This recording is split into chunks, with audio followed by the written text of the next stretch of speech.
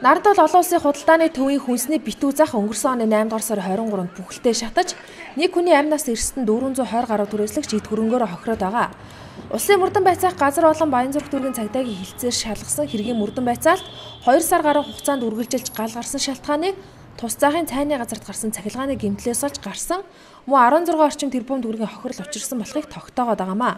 Гэвч 420 орчим хүнд 16 тэрбум төгрөгийн хохирол учруулсан нэг хүний аминд санаандгүйгээр хүрсэн гэхийн нэрэгт 12 хүнийг с эжигтнэр татан хэргийг прокурор шилжүүлээд багагүй хугацаа өнгөрч байна.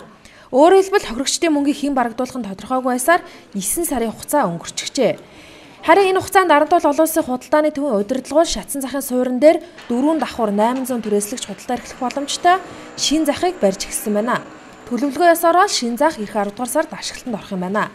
Хэдийгээр мөрдөн байцаалтын явцад гал гарсан шалтгааныг цахилгааны маасаас олж гарсан гэж дүгнсэн ч үйл ажиллагаа явуулах зөвшөөрлгүйгээр дуур мэдэн 400 гаруй түрээслэгчдэд өндөр үнээр талбайгаа түрээслэж улмаар эрсдэлд оруулсан Нарантуул захын удирдлагууд хариуцлага хүлээж түрээслэгчдийн хохирлыг барагдуулах байх гэсэн горилго байгаагаа түрээслэгчид нуусангүй.